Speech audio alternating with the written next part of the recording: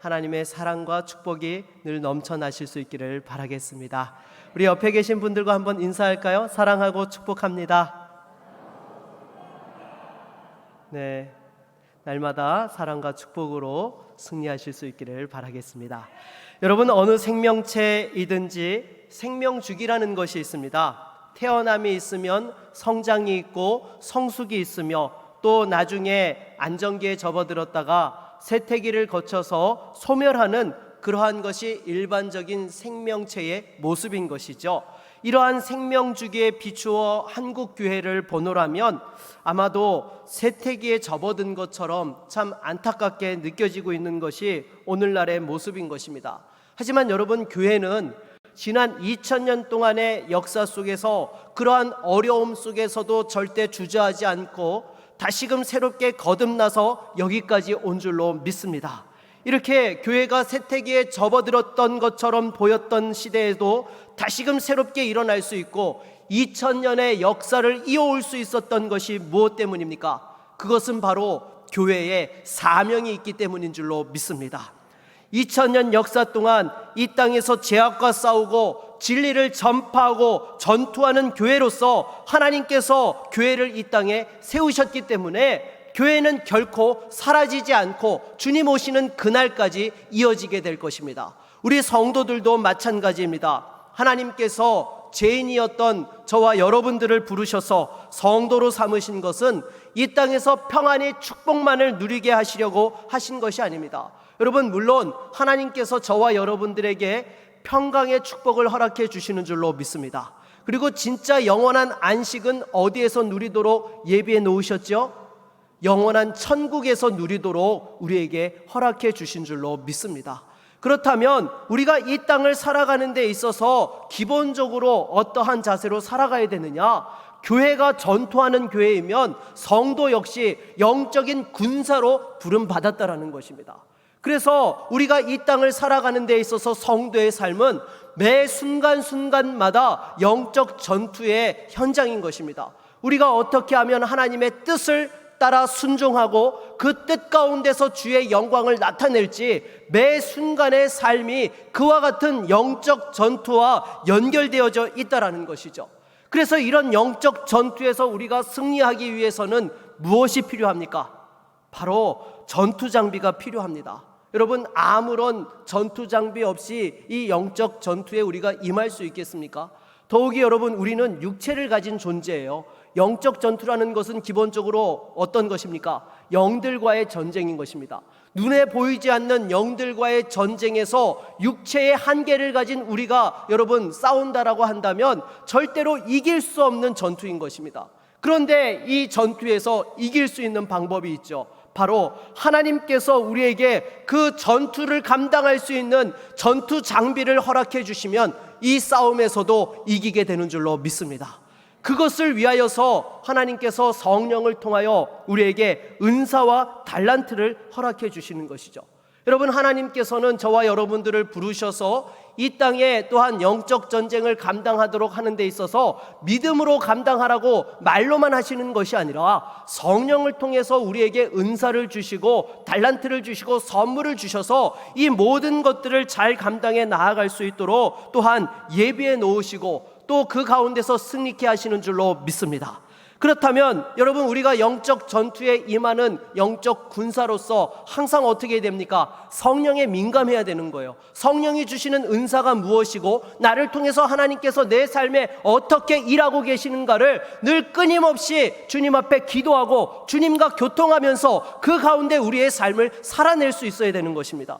그런데 여러분, 이 중요한 주제에 대해서 많은 성도들이 별로 관심을 기울이질 않습니다. 왜 그렇습니까? 성도가 이러한 영적인 본질에 눈을 뜨고 성령의 충만함과 그 은사로서 살아가기 시작하면 악한 마귀들이 우리 성도들을 감당해낼 수가 없는 것입니다. 한 길로 왔다가 7길로 쫓겨가는 그러한 역사들이 일어나기 때문에 이 악한 영들은 어떻게 해서든지 성도들이 그러한 신령한 영적인 세계를 보지 못하게 하고 하나님께서 주시는 성령의 은사가 무엇인지를 제대로 깨닫지 못하게 하고 또 받았다 할지라도 그것 그것을 제대로 사용하지 못하고 오용하며 또 분란을 일으키도록 하는 데에 우리를 그렇게 또한 충동질하고 또 공격하는 모습들이 있다라는 것입니다. 사랑하는 여러분, 그러므로 무엇보다도 다시 한번 우리가 이 땅을 살아가면서 무엇을 먹을까 입을까 물론 중요합니다. 생존에 대한 문제들 눈앞에 있는 현실입니다. 그럼에도 불구하고 그것이 우리의 인생의 가치와 전부가 아니라 하나님의 나라와 복음과 영광을 위하여서 저와 여러분들을 부르셨고 이 일의 영적인 군사로서 우리가 또한 사명 감당하기를 원하신다는 사실을 깨닫고 다시 한번 주 앞에서 믿음으로 살아갈 수 있는 우리 모두가 될 수 있기를 바라겠습니다. 우리가 계속해서 살펴보는 이 고린도 교회는요, 성령의 은사가 충만하게 부어졌던 교회였습니다. 그래서 오늘 우리가 읽은 본문에서만 하더라도 9가지의 성령의 은사가 나오고 있죠. 이렇게 성령이 강력하게 역사하는 교회였지만 고린도 교회는 성령의 은사를 제대로 사용할 줄 모르는 교회였습니다. 왜냐하면 영적인 신비주의에 사로잡혔기 때문인 것이죠. 여러분, 이렇게 영적인 신비주의에 사로잡히다 보면 하나님께서 성령의 은사를 주시는 목적이 무엇인지를 제대로 깨닫지 못하고 엉뚱하게 은사를 사용하고 또한 남용하는 일들이 벌어지게 되는 것입니다. 그렇다면 왜 고린도 교회 성도들은 이런 영적인 신비주의에 사로잡혔던 것입니까? 그것은 이들이 예수 믿기 이전부터 그런 영적인 신비주의에 익숙해 있었기 때문이다라는 것이죠. 그래서 이들은 예수 믿기 이전에도요, 이방 종교에서 종교적인 황홀경을 경험하였던 사람들인 것입니다. 그래서 여러분, 하나님 믿는 성령 안에서만 영의 역사가 있는 것이 아니라요, 이방 종교 가운데서도 영의 역사가 있습니다. 그래서 그 이방 종교에서도 귀신의 역사로 말미암아서 그 과거에 일어났던 일들이 무엇인지를 쪽집게처럼 짚어내는 사람들이 있고요, 또 앞으로 이루어질 일에 대하여서 환상을 보는 사람들이 있고 또 병 고치는 그런 기적의 역사들이 일어나는 부분들이 있다라는 것입니다. 그런데 이렇게 예수 믿고 교회 안에 들어와 보니까 어때요? 성령의 은사와 체험이 있었던 것이죠. 그러니까 자신들이 이전에 익숙했던 그런 이방 종교의 전통 속에서 성령의 은사를 바라보았던 것입니다. 여러분, 기본적으로 이렇게 이방 종교에서 영적인 능력은 어떤 사람에게 나타납니까? 특별한 사람에게만 나타나는 것이죠. 소위 영매라고 불려지는 그런 존재에게 또 이런 영의 역사들이 임하게 되는 것입니다. 그러면 그런 신령한 능력이 나타난 사람이 있게 되면 주변에 그 사람을 중심으로 사람들이 모여들게 되는 것이죠. 그런데 이 고린도 교회 성도들도 은사에 대해서 그런 부분들을 제대로 깨닫지 못하고 이방 종교의 형태로 교회 안에서 은사를 이해하였다라는 것입니다. 여러분, 하나님께서 성령을 통하여서 은사를 주시는 이유와 목적이 무엇입니까? 예수를 주로 고백하게 하시고 또한 하나님의 교회를 세우기 위하여서 은사를 허락해 주시는 줄로 믿습니다. 은사는 절대로 개인적인 유익을 위해서 주는 것이 아니라 공동체를 세우기 위해서 주시는 거예요. 그런데 이 고린도 교회 성도들이 그 은사의 목적과 본질을 제대로 깨닫지 못하고 이방 종교에서 익숙하였던 옛 습관의 그 모습을 쫓아가지고 사람을 중심으로 그렇게 은사자들을 중심으로 사람들이 세워지게 되었던 것이죠. 그러니까 마치 자신이 다른 사람들과는 영적으로 레벨이 다르고 특별한 수준의 성도라고 생각하면서 또한 스스로 교만해지기 시작하였던 것이죠. 이렇게 교만해진 이들은요, 성령의 은사를 받지 못한 자들을 무시하기 시작하였고 또 자기와 다른 은사를 받은 자들도 인정하지 않고 자기보다 밑에 두면서 내가 받은 은사가 최고라고 주장하면서 자기가 교회의 가장 큰 리더십인 것처럼 행세하는 그런 무질서한 모습들이 나타나기 시작했던 것입니다. 그런 와중에 또한 은사 체험을 하지 못했던 성도들은 어때요? 마치 자신은 믿음이 없는 것처럼 생각하고 주눅이 들었던 것입니다. 그런데 이런 고린도 교회의 은사에 대한 이해가요, 어떻게 보면 한국 교회와 비슷한 부분들이 많은 것 같습니다. 예전에 경기도 청평에 가면 유명한 기도원이 있었죠. 여기에는 계도 방언을 한다라는 그런 말이 있었습니다. 그래서 이렇게 사람들이 그 집회에 참석하면은 방언의 은사를 받는데 이 방언의 은사를 받지 못한 사람들은 어떻게 해요? 따로 모아서 나머지 공부를 시켰어요. 그래서 은사를 받을 때까지 이렇게 또 은사 집회를 따로 했는데요, 저도 거기서 나머지 공부를 해본 경험이 있습니다. 왜냐하면요, 당시 한국교회는 은사에 대한 잘못된 이해가 있었는데 방언을 받지 못하면 구원받지 못한 것처럼 생각하는 그런 경향이 있었던 것입니다. 어려서부터 할머니 손을 붙잡고 이렇게 교회에 다녔던 저는 분명히 예수 믿고 구원받았다고 생각했는데 방언을 받지 못하니까 혹시 나는 구원받지 못한 것일까? 라고 의심이 생겨가지고 정말 죽기 살기로 끝까지 나머지 공부를 했어요. 근데 그래도 방언이 안 오더라고요, 여러분. 네. 그래서 아무튼 이렇게 은사에 대한 잘못된 이해 때문에 사람들이 또 그런 모습들이 있었던 것이죠. 그리고 하나님께서 예언의 은사와 신유의 은사를 부어주셔서 특별한 역사가 일어나면 주변에 있는 사람들이 막 몰려들기 시작을 합니다. 그러면서 그 분에게 하나님께서 특별히 사랑하셔서 은사를 부어주셨다라고 하면서 이렇게 사람들이 그 사람을 중심으로 또한 신령하게 그 사람을 대하는 모습들이 나타나는 것이죠. 그러면 어느 날 갑자기 교회도 잘 안 나오고 조금 시간이 지나면 가정재단을 만들어서 사람들을 섬긴다는 이야기들이 들려오기 시작합니다. 그리고 하루 종일 이렇게 기도하면서 심지어 신비한 것들을 보고 깨닫는 신령한 기도의 능력자가 되었다라는 소문이 나기 시작하면요, 사람들이 찾아와서 마치 복채를 내듯이 헌금을 하고 기도 부탁을 하는 것입니다. 그러면 무엇인가를 보았다라고 하면서 이야기를 해주면 그 이야기를 들으면서 사람들이 위로를 받고 뭔가 신령한 부분들이 있는 것처럼 계속해서 매달리는 그런 양태들이 나타난다라는 것이죠. 저도 그런 기도를 받아본 적이 있습니다. 중학교 시절에 어떤 신령한 권사님이 저희 집에 오셨는데요, 제 미래에 대해서 예언 기도를 해주시겠다라고 말씀하시는 것이었습니다. 여러분, 솔직히 내가 정말 미래에 어떻게 될지 잘 모르는데 신령한 기도하는 은사자가 와가지고 그 중학생 시절에 철모르던 시절에 와가지고 미래에 대해서 예언 기도를 해준다라고 하니까 그 예언 기도를 받고 싶었겠습니까? 안 받고 싶었겠습니까? 당연히 받고 싶었죠. 그래서 이렇게 기도를 받았어요. 그 권사님이 기도를 하시고 나더니 저한테 앞으로 커서 이 우리나라의 당시 내무부 장관, 오늘날로 말하면 행정부 장관이 될 거라고 그렇게 저한테 이야기를 해주시는 것이었습니다. 근데 여러분, 제가 지금 어떻게 되었어요? 목사가 되었어요. 그래서 제가 나중에 좀 생각을 해보았어요. 왜 분명히 이렇게 은사자라고 했는데 예언 기도가 틀린가라고 이렇게 생각을 해보았는데요, 제가 그런 생각이 들었습니다. 무엇인가 하면, 여러분, 장관을 영어로 뭐라고 하죠? 미니스터라고 해요. 근데 이 미니스터에는요, 장관이라는 뜻도 있지만 또 어떤 뜻도 있어요? 성직자, 목사라는 뜻도 있습니다. 아마도 하나님께서 영어로 말씀하셨는데 이 권사님이 영어 실력이 딸려가지고 그렇게 이야기하지 않았나, 제가 그렇게 생각을 해보았던 적도 있습니다. 아무튼 이런 분들에게 가서 기도를 받고 이야기를 들으면서 위로를 받다 보니까 자꾸 이런 분에게 매달려가지고 신앙생활을 하는 분들이 계시다라는 것입니다.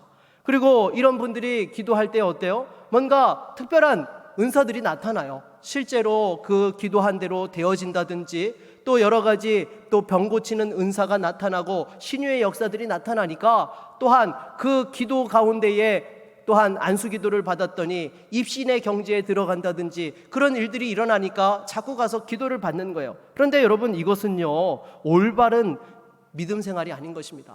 여러분, 올바른 신앙생활은 무엇입니까? 하나님 중심, 말씀 중심, 교회 중심인 거예요. 여러분, 우리 신앙은요, 절대 사람 중심의 신앙생활 하면 안 됩니다. 자꾸 사람에게 매이다 보면 그 사람이 어떻게 기도해 주는가 그것만 바라보게 되는 거예요. 내가 하나님을 찾아야 되고 말씀을 통해서 하나님의 음성을 들어야 되고 내가 하나님 앞에서 믿음으로 살고자 몸부림쳐야 되는데 그게 아니라 사람에게만 자꾸 매이는 그러한 어린아이 같은 신앙의 모습이 나타나게 되는 것입니다. 사랑하는 여러분, 다시 한번 우리가 이 세상을 살아가면서 정말로 하나님 앞에서 올바른 신앙생활을 할 수 있는 저와 여러분들 될 수 있기를 바라겠습니다. 은사는요, 절대로요, 여러분, 그런 것이 아닙니다. 무당적인 것이 아니에요. 그것은 은사를 잘못 이해한 것입니다. 그렇다면 이 은사를 바르게 이해하기 위해서는 어떻게 해야 됩니까? 은사의 목적과 또한 그것이 어떻게 사용되어져야 하는지를 바르게 알아야 되는 것이죠. 우리 3절 말씀을 같이 한번 읽어볼까요? 3절입니다. 그러므로 내가 너희에게 알리노니 하나님의 영으로 말하는 자는 누구든지 예수를 저주할 자라 하지 아니하고 또 성령으로 아니하고는 누구든지 예수를 주시라 할 수 없느니라. 아멘. 여러분, 어떠한 신령한 영의 역사가 나타날 때요, 여러분, 영분별이 필요한 것입니다. 왜냐하면 이것이 성령의 역사일 수도 있지만 또한 악령의 역사일 수도 있기 때문입니다. 실제로 여러분, 왜 세상 사람들이 무당을 찾아가서 구슬하고 점을 칩니까? 그것이 아무것도 능력이 없으면 사람들이 그렇게 비싼 돈 복채 내가면서 그렇게 찾아다니겠어요? 무엇인가 영적인 영험한 능력들이 있으니까 사람들이 거기에 매달리는 것입니다. 그런데 여러분, 아무리 영의 역사가 있다 하더라도요, 절대 악한 영의 역사를 따라다니면 망하게 되는 줄로 믿습니다. 여러분, 지금 당장은 무엇인가 내게 이익이 있고 도움이 있는 것 같아도요, 그것은 절대로 우리의 생명과 영혼을 살리는 열매를 낳지 못하는 것입니다. 항상 성령의 은혜의 역사를 붙잡아야 되는 줄로 믿습니다. 그래서 이처럼 성령이 역사하게 되면요, 기적이 나타나고 했을 때에 어떠한 일들이 일어나게 되는 것입니까? 예수를 주로 높이고 믿음을 고백하며 하나님께 영광 돌리는 모습이 나타나게 되는 것입니다. 사도행전 3장에도 보십시오. 사도들이 안진뱅이를 일으키는 기적을 행하였을 때에 그 신유의 역사가 나타나니까 사람들이 이 베드로와 요한 주변으로 막 몰려들었죠. 그때 베드로가 무엇이라고 이야기합니까? 왜 우리의 경건과 능력으로 되어진 것처럼 우리를 주목하느냐? 그것이 아니다. 너희가 나무에 매달아 죽인 나사렛 예수의 그 권세가 이 기적을 행하였다라고 해서 사람들로 하여금 그 기적의 역사를 통하여 주님을 보게 하고 하나님 앞에 돌아오도록 하는 그러한 일들을 행하였다라는 것입니다. 사랑하는 여러분, 항상 신령한 역사가 있다 할지라도 그것이 예수를 주로 고백하게 하지 못하고 하나님께 영광을 돌리지 않는다면 절대로 눈길도 주어서는 안 되는 것입니다. 다시 한번 하나님 앞에서 정말로 성령의 역사가 무엇인지를 제대로 깨닫고 분별하면서 그 은사 가운데서 예수를 주로 고백하고 영광 돌릴 수 있는 저와 여러분 모두가 될 수 있기를 바라겠습니다. 그런데 어떤 분들은 그런 생각을 하는 분들도 계실 것입니다. 영분별이라고 하면 무엇인가 특별하고 신령한 것이 있을 것처럼 기대하였는데, 목사가 지금 영분별의 기준은 바로 예수를 주로 고백하고 하나님께 영광을 돌리느냐 그렇지 않느냐로 분별한다라고 하니까 너무 시시하게 생각할 수도 있습니다. 그런데 여러분, 우리 시대에 예수님을 주로 고백하는 것하고요, 정말로 이 로마 시대에 예수님을 주로 고백하는 것에는요 엄청난 차이가 있었습니다. 왜 그런가 하면 당시 로마 제국에는 황제를 가리켜서 이 어떠한 부분들이 있었어요. 황제가 주이시고 또한 신의 아들이라고 그렇게 고백을 하였습니다. 쉽게 말해서 우리가 예수님이 주님이시고 그리스도이시며 하나님의 아들이시라는 고백을 이 로마 시대의 사람들은 황제에게 하였던 것이죠. 황제의 숭배 신앙이 있었던 것입니다. 그런 상황 속에서 예수 그리스도가 주가 되시고 하나님의 아들이심을 고백한다라는 것은 목숨을 걸어야지만 할 수 있는 그런 고백이었던 것입니다. 여러분, 영국 역사에도 보게 되면 17세기의 찰스 1세가 이런 칙령을 발표했습니다. 국왕은 국가의 머리인 동시에 교회의 머리다라고 해서 이 모든 교회가 그 국왕에게 순복하도록 그런 명령을 내렸던 것입니다. 그러자 스코틀랜드에 있던 성도들이 국왕이나 교황은 절대 교회의 머리가 될 수 없고 오직 주 예수 그리스도만이 교회의 머리이시다라고 그렇게 맞서면서 또한 그 국왕의 칙령을 거부하였던 것입니다. 그 결과 50년 동안 약 18,000명의 성도들이 순교하는 일이 일어났던 것입니다. 그렇다면 여러분, 오늘날 우리가 예수님이 주님이라고 고백하는 것을 이 시대 속에서 어떠한 부분으로 이야기할 수 있을까요? 여러분, 오늘날 이 시대에 가장 강력한 힘과 권세를 발휘하고 있는 것이 무엇입니까? 바로 돈이죠. 여러분, 오늘날 이 시대의 세상 사람들은요, 돈 앞에서는 자존심이고 명예고 다 내려놓습니다. 심지어 돈 앞에서는 부모 자식고 형제도 없고 정말 어떠한 다툼과 분쟁도 불사하지 않는 그런 모습들을 보게 되는 것입니다. 그래서 마치 돈의 노예처럼 살아가는 것이 오늘날 시대의 모습인 거예요. 이런 상황에서 내가 주님께 순종하기 위해서 돈을 다 잃어버려도 되는 것처럼 살아가고 어떤 손해와 희생이 따르더라도 예수가 주님이시라는 사실을 고백하는 것을 두려워하지 않는 것이 이 시대에 예수를 주로 고백하는 의미가 될 것입니다. 사랑하는 여러분, 여러분은 지금 어떤 손해를 감수하고라도 예수님이 여러분 인생의 유일한 주가 되심을 여러분들 분명히 고백할 수 있습니까? 네, 다시 한번 제가 여쭤보도록 하겠습니다. 여러분들은 지금 어떤 손해를 감수하더라도 이 세상에 예수 그리스도만이 나의 유일한 주가 되심을 고백하실 수 있습니까? 네, 이 고백이요, 여러분들 예배 가운데에서도 고백되어져야 되지만 무엇보다도 여러분의 삶의 자리에서, 현장 속에서 이 고백을 할 수 있는 진짜 성도가 될 수 있기를 바라겠습니다. 계속해서 우리가 성령의 은사에 대해서 올바른 이해를 하기 위해서는요, 여러분, 성령께서는 이 은사를 어떤 사람들에게 허락하실까요? 특별한 성도에게만 주십니까? 그렇지 않습니다. 성령의 은사는 모든 사람에게 다 허락해 주시는 줄로 믿습니다. 오늘 본문 4절로 7절 말씀을 다시 한번 같이 읽어보겠습니다. 같이 읽습니다. 은사는 여러 가지나 성령은 같고 직분은 여러 가지나 주는 같으며 또 사역은 여러 가지나 모든 것을 모든 사람 가운데서 이루시는 하나님은 같으니 각 사람에게 성령을 나타내심은 유익하게 하려 하심이라. 아멘. 여러분, 성령의 은사는 몇 가지일까요? 이 성령의 은사는요, 이루 말할 수 없을 정도로 많습니다. 특히 오늘 본문 5절을 보면 직분은 여러 가지나 주는 같으며 라고 말씀을 하고 있습니다. 은사를 이야기하다가 지금 직분을 이야기하고 있어요. 그러면 직분도 무엇이라는 거예요? 이 직분도 은사라는 것입니다.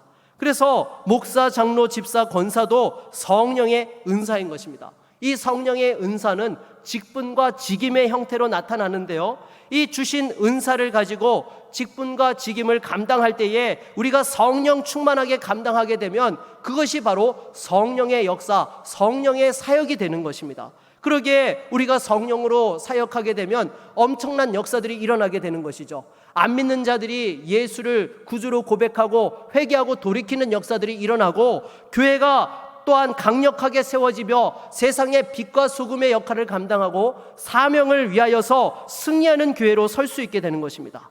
그래서 항상 성령께서는 이와 같이 교회에 은사를 주시고 모든 성도들에게 또한 은사를 주셔서 일들을 감당케 하시는 것입니다. 그러므로 기본적으로 예수를 구주로 고백한 사람들은 어떤 사람이라고 이야기할 수 있습니까? 성령의 은사자라고 이야기할 수 있는 것입니다. 예수님을 주로 고백하는 성도는요, 성령의 은사가 이미 임해져 있는 것입니다. 만일 성령의 은사가 특별한 사람에게만 임한다라고 생각하면 그것은 성령의 은사를 오해하는 거예요. 여러분, 교회 안에서 은사와 관련해서 문제가 생기는 이유가 무엇입니까? 그것은 바로 사람에게 초점을 맞추기 때문인 것입니다. 아니요, 여러분, 은사는 개인을 위해서 주신 것이 아니라 교회를 세우고 섬기도록 하기 위해서 주시는 것이 은사인 줄로 믿습니다.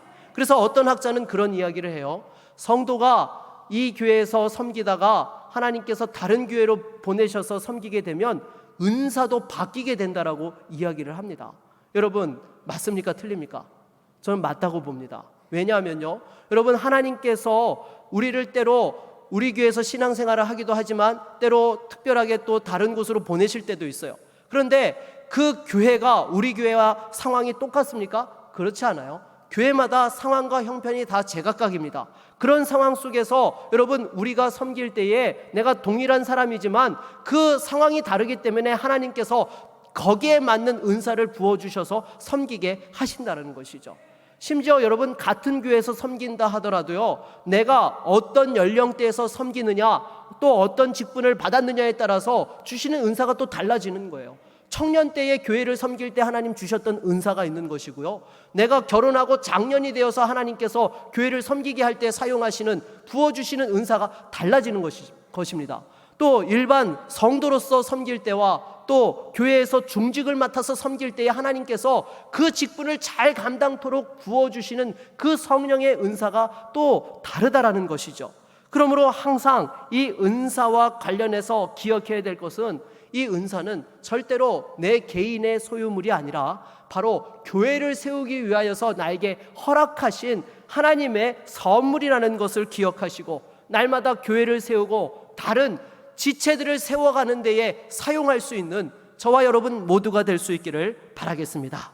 그러기에 건강한 교회는 어떤 교회가 건강한 교회입니까? 온 성도들이 다 함께 섬기는 교회가 건강한 교회예요. 특정한 일부 성도가 교회 전체 사역을 다 장악해서 섬기는 그런 교회는요, 사실 건강한 교회가 아닌 것입니다. 여러분, 물론 세상에서는 파레토의 법칙을 말합니다. 무엇입니까? 20%의 사람이 80%의 성과를 낸다라는 것이죠. 물론 세상에서는 그럴 수 있어요. 하지만 여러분, 교회에서는요, 작은 것 하나라도 나눠서 함께 섬겨야 되는 것입니다. 그런데 왜 교회 안에서 사역하지 않는 사람과 사역하고 봉사하는 사람으로 나뉘어지는 이런 일들이 일어나는 것입니까? 그것은 은사에 대한 잘못된 이해 때문인 것입니다. 먼저 첫 번째로 나는 특별한 은사를 받은 것이 없기 때문에 교회에서 섬길 수 있는 사람이 아니다라고 스스로를 너무나 이렇게 뒤로 빼는 그런 분들이 계십니다. 아니요, 여러분, 작은 것 하나라도요, 하나님의 교회를 세울 수 있으면요, 그것이 바로 은사고 그것을 통하여서 우리는 주님을 섬기고 성도들을 섬겨야 되는 줄로 믿습니다. 그리고 또 잘못된 이해의 한 가지는 무엇입니까? 내가 특별한 은사를 받았기 때문에 나 아니면 안 된다라고 생각해서 내가 모든 것을 하려고 하는 거, 여러분, 이것도 은사에 대한 잘못된 이해인 것입니다. 여러분, 교회는요, 항상 하나님께서 온 성도들을 지체로 부르셔서 함께 지어져 가도록 그렇게 명하신 것입니다. 절대로 어떤 사람이 교회의 전부가 될 수 없습니다. 어떤 사람은 눈의 역할을 하고 어떤 사람은 귀의 역할을 하고 손발의 역할을 하고 또 오장육부의 역할을 감당해야 되는 거예요. 그게 다 함께 어우러질 때만이 교회가 교회될 수 있는 것입니다. 다시 한번 무엇보다도 함께 섬길 수 있는 우리 모든 성도님들이 되실 수 있기를 바라겠습니다. 그러면 성령께서 주시는 은사에 대해서 좀 더 구체적으로 살펴보도록 하겠습니다. 우리 8절 말씀을 같이 한번 읽어볼까요? 8절입니다. 어떤 사람에게는 성령으로 말미암아 지혜의 말씀을, 어떤 사람에게는 같은 성령을 따라 지식의 말씀을. 아멘. 여러분, 여기서 지혜의 말씀이라는 것은 무엇입니까? 어떤 상황에서 가장 적절하도록 말씀의 근거에서 지혜를 사용하는 그러한 부분들을 이야기하는 것입니다. 예를 들면요, 여러분, 솔로몬에게 두 여인이 한 아기를 데리고 와서 서로 자기의 아기라고 주장을 하지 않았습니까? 그때 솔로몬이 어떻게 합니까? 이 아기를 반으로 나누어 주어라 하라고 이야기를 합니다. 그랬더니 진짜 엄마는요, 눈물을 흘리면서 내가 아기를 포기할 테니 제발 아이를 살려달라고, 그렇게 하고 한쪽은 좋습니다, 나누어 주십시오라고 했을 때에 진짜 엄마가 누군지 분명하게 판명되었던 것입니다. 그래서 여러분, 이처럼 지혜의 말씀의 은사를 받은 사람이 있으면요, 주변에 복잡한 일들이 벌어진다 하더라도 그 일들이 손쉽게 정리되어지고 해결되어지는 일들이 일어나게 되는 것이죠. 무엇보다도 저와 여러분들에게 하나님께서 이 지혜의 말씀의 은사를 허락해 주시기를 주의 이름으로 축원합니다.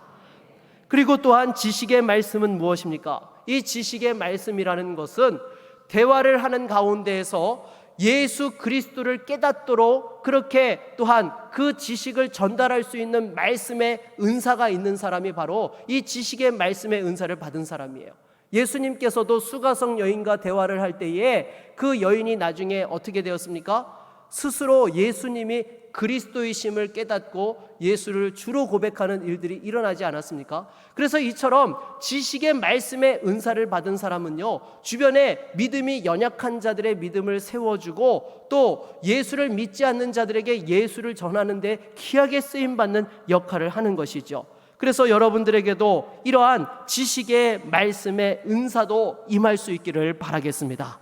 그리고 계속해서 9절 말씀을 같이 한번 읽어볼까요? 9절입니다. 다른 사람에게는 같은 성령으로 믿음을, 어떤 사람에게는 한 성령으로 병 고치는 은사를. 아멘. 여러분, 여기서 믿음의 은사라는 것은 무엇일까요? 이것은 예수 믿고 구원받는 그러한 믿음을 이야기하는 것이 아닙니다.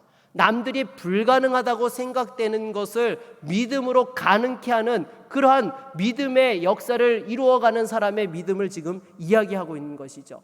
예를 들면 여러분, 조지 뮬러가 또 그와 같은 대표적인 사람이지 않겠습니까?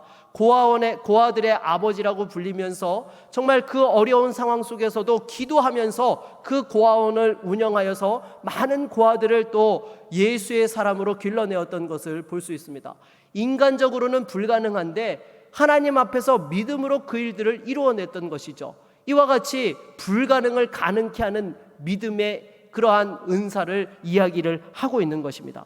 그리고 이어서 여러분 또 병 고치는 은사에 대해서 이야기를 하고 있습니다. 이 병 고치는 은사는요, 기본적으로 의사들은 병 고치는 은사가 있다라고 보면 맞습니다. 왜냐하면 여러분, 의술도 여러분 하나님께서 주셨습니까? 안 주셨습니까?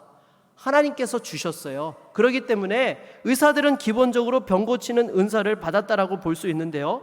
그러니까 여러분, 아프면 기도만 한다라고 하지 마시고 꼭 기도하시면서 병원에 가실 수 있기를 바라겠습니다. 하나님께서는요, 물론 기도로도 고쳐주시기도 하지만 또 의술을 통해서도 고쳐주세요. 그렇기 때문에 이 모든 것이 하나님의 손안에 있다는 사실을 기억하시고 사람을 의지하는 것이 아니라 하나님의 도우심을 구하면서 사용할 때에 그러한 은사들이 또한 우리에게 유익되어지는 줄로 믿습니다. 그리고 10절 말씀을 같이 한번 읽어보도록 하겠습니다. 10절입니다. 어떤 사람에게는 능력 행함을, 어떤 사람에게는 예언함을, 어떤 사람에게는 영들 분별함을, 다른 사람에게는 각종 방언 말함을, 어떤 사람에게는 방언들 통역함을 주시나니. 아멘. 여러분, 여기서 능력을 행한다라는 것은 귀신을 쫓아내는 것을 이야기하는 것입니다. 그리고 예언이라는 것은 여러분, 우리가 일반적으로 예언이라고 하면 미래에 일어날 일들을 말하는 것을 예언이라고 생각을 하는데요, 성경은 기본적으로 예언을 무엇이라고 하느냐 하면요, 하나님의 뜻을 이야기하는 것을 가리켜서 예언이라고 하는 것입니다. 그래서 선지자들이 주로 이스라엘 백성들에게 이 예언의 말씀을 하였을 때 그 예언은요, 다른 것 아닙니다. 하나님 앞에서 회개하고 돌이켜라, 말씀대로 살아라, 주님 앞에 순종해라, 그것이 주로 선지자들이 했던 말씀들이었던 것이죠. 그러니까 여러분, 이 예언이라고 이야기하는 것은요, 권면과 위로의 개념인 것입니다. 말씀의 원리를 따라서 사람들을 권면하고 위로하는 것, 이것을 가리켜서 예언이라고 하는 것이죠. 그렇게 보면 설교자들은 기본적으로 이 예언의 은사를 받았다라고 볼 수 있는 것입니다. 그리고 영들 분별함이라는 것은 이것이 성령의 역사인지 악한 사단의 역사인지를 구별하는 그런 능력을 이야기하고 있는 것이고요. 또 각종 방언 말함과 통역에 대해서는요, 이제 고린도전서 14장에 나오니까 그때 그것은 살펴보도록 하겠습니다. 결국 이런 성령의 은사는 그것이 초자연적이고 신비적이든 또 우리의 삶을 살아가면서 일상적이든 관계없이 성령의 은사가 된다는 것입니다. 다른 지체들을 섬기고 세우는데 도움이 되면 그 자체로 그것이 은사인 거예요. 그래서 예를 들면 자매들 중에 음식을 맛있게 할 줄 알고 요리해서 다른 사람들에게 나눠주는 것을 이렇게 행복해하는 자매들이 있습니다. 그러면 어때요? 이게 하나님께서 요리의 은사를 주신 거예요. 지금 코로나 때문에 이 은사를 발휘하지 못하는 분들이 계십니까? 코로나가 끝남과 동시에 이 은사들을 마음껏 발휘해서 또 우리의 육신의 양식으로도 풍성한 은혜를 나눌 수 있기를 바라겠습니다. 그런데 여러분, 만일 하나님께서 이렇게 요리의 은사를 주셨는데 어떤 사람은요, 이 요리하는 것을 싫어하는 사람이 있어요. 그러면 어떻게 되는 거예요?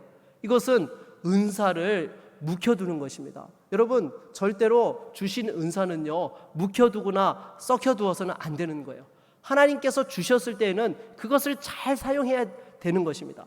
그런데 어떤 사람들은 은사를 받지 않았음에도 불구하고 자꾸 고집하는 분들이 계십니다. 어떤 경우들이 있습니까? 예를 들면 음식하는 것을 정말 좋아해요. 그래서 이렇게 막 음식을 해서 주변 사람들에게 나눠주는데 주변 사람들이 어때요? 먹을 때마다 괴로워하는 거예요. 여러분, 이거는요, 음식에 은사가 없는 겁니다. 이런 분들은 다른 데서 자기의 은사를 찾아보실 수 있기를 바라겠습니다. 그래서 이 은사들은요, 성령을 통해서 다른 사람을 섬기고 교회를 세울 수 있으면 작은 것 하나도 성령의 은사가 되고 교회를 유익하게 한다라는 것입니다. 그래서 이런 은사들 중에는 세상이 알아주지 않는 것들도 있죠. 예를 들면 여러분, 주보접기 은사에 대해서 들어보셨습니까? 주보접기 은사. 네, 저는 매주 토요일마다 이 주보를 접어주시는 우리 권사님들을 보면 정말 대단한 은사자들로 저는 생각을 하고 있습니다. 왜냐하면 여러분, 솔직히 이 1년 52주 한 주도 빠짐없이 매주마다 주보를 접어가지고 이렇게 섬긴다라는 것이 여러분, 이게 결코 쉬운 일이 아니에요. 어떻게 보면 보잘것없는 것처럼 보이지만요, 사실은 얼마나 성도들이 예배 드릴 때에 또 유익을 얻을 수 있도록 보이지 않는 곳에서 그 귀한 섬김을 감당하고 있는 것입니까? 그러므로 여러분, 우리 성도들은요, 내가 가진 은사와 달란트가 사람들이 알아주지 않는다고 해서 사람의 관점에서 그 은사가 필요 없다고 생각하면 절대로 안 되는 것입니다.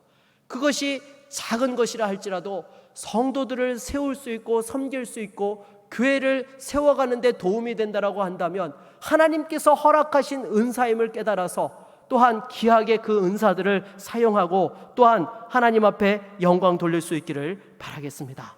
여러분, 은사는 절대로 썩혀두거나 묵혀두지 마시고 제대로 사용할 수 있기를 바라겠습니다. 그러면 이처럼 은사를 바르게 사용하면 어떤 역사들이 일어납니까? 첫 번째는요, 교회를 세우게 됩니다. 그리고 두 번째로는요, 우리 각자에게 영적인 성장과 성숙의 변화를 가져오게 한다는 거예요. 여러분, 우리가 언제 믿음이 성장하고 우리가 하나님 앞에서 바로 설 수 있게 되는 것입니까? 은사를 통해서 사람들을 섬길 때에 우리의 믿음이 성장하게 되는 거예요. 절대로 나 홀로 신앙생활을 하고 나 혼자 기도 많이 하고 말씀 많이 읽는다고 여러분, 우리의 그 삶이 성숙되어지고 믿음이 성숙되어지느냐? 절대 그렇지 않습니다. 우리의 믿음은요, 항상 개인적인 부분도 있지만 공동체적이라는 사실을 잊지 말아야 되는 거예요.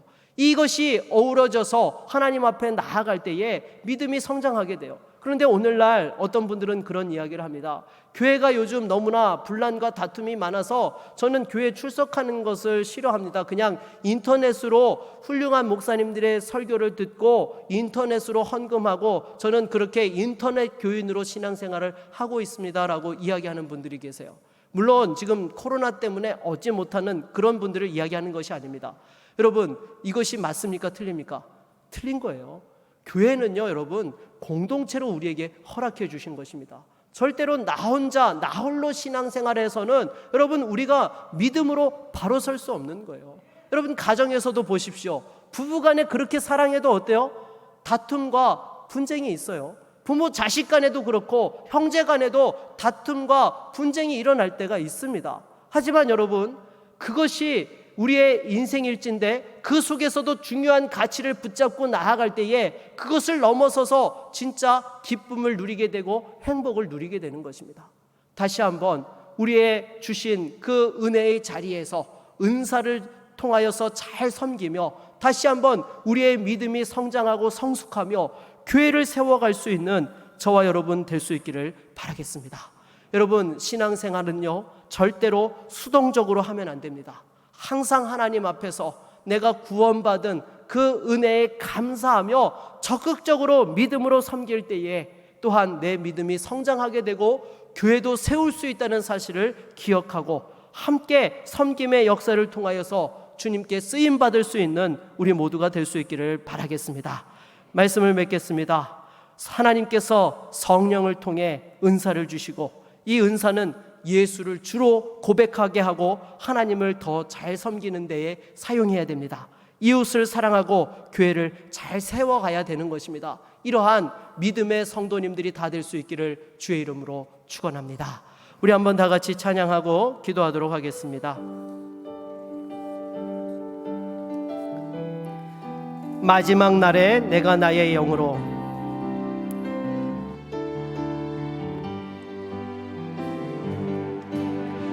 마지막